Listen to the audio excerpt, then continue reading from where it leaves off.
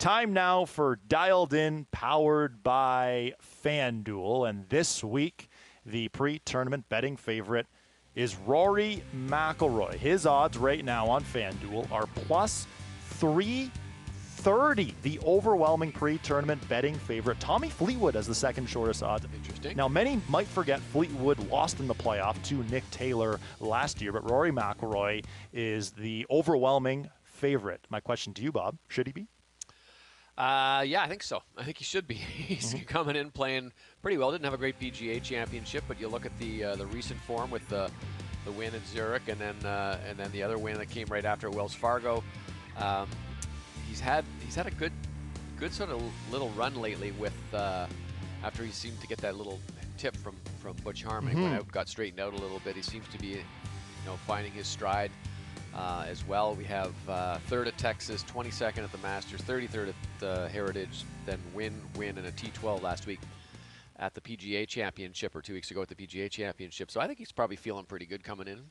How much do you think that win at Zurich helped Rory? Where at the Masters, on the golf course, it seemed like he was frustrated a lot. He goes to Zurich, playing in the team event, playing with Shane Lowry. We've referenced the Don't Stop Believing video. That's celebratory after they won. But what do you think that win did for him and his outlook on the golf course for the rest of the year? I think it eased up a lot of the pressure, perhaps, of having to win. I mean, I think if you watched him on the golf course, a lot of time there's these it looks like this frustration. I don't know what's going on inside, but outwardly it looks like there's moments where he's just so frustrated about what's going on. Maybe it's a missed putt or a bad shot. And I think when you do that with a friend, when you play through and you win, I think there's an added feeling, just like there is with the Ryder Cup. You're doing it as a team. And Shane basically gave him full props and said, this is the guy who carried this through and made this thing work. So I think that alleviated a lot of the pressure perhaps he was feeling, and comes right back in the next tournament and wins it at Wells Fargo. So he's playing some pretty good golf, and I don't know. I don't think there's anyone else in the field who measures up to him based on the consistency of good play he's had, say, in the last month. And given that the weather that is currently happening behind us, this golf course is getting soft, it's getting wet, so it's going to play very long. And when you think very long, you think long and straight, a lot of rough. You got to hit a lot of greens. You got to carry it a long way off the tee. You got to think that's tailor-made for a Rory McIlroy. Big performance this week, don't you think? He's number one in total driving, which is distance plus accuracy, and those two things off the tee. That's kind of what he did here back in 2019. He was just so far down the fairway past everybody, and he just felt.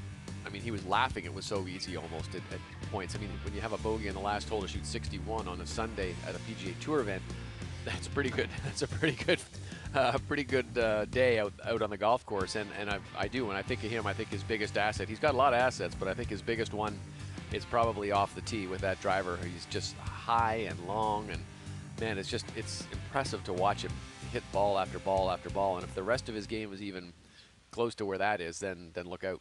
And we spent a lot of time previewing the Masters, talking about, to your point earlier, Rory going to see Butch Harmon and adjusting that takeaway a little bit, coming a little more outside, where previous to that he was absolutely obliterating his driver off the tee, but was having a big-time issue with the left miss with the irons. And now that it appears that on the golf course, Rory is as free as it gets in terms of he's no longer playing golf swing, if you will, where those changes that Butch has implemented, although very subtle, still, as we all know, whether you're Rory McIlroy or one of us, if you make a swing change, it's going to take some time to implement. So now that he's freewheeling it here, you got to think it's Rory versus the rest of the field.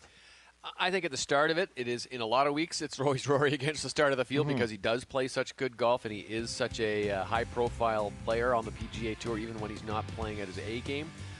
But that, to me, is also part of his strength, is that he doesn't necessarily need the A-plus game. He doesn't have to have every part of his game working really well.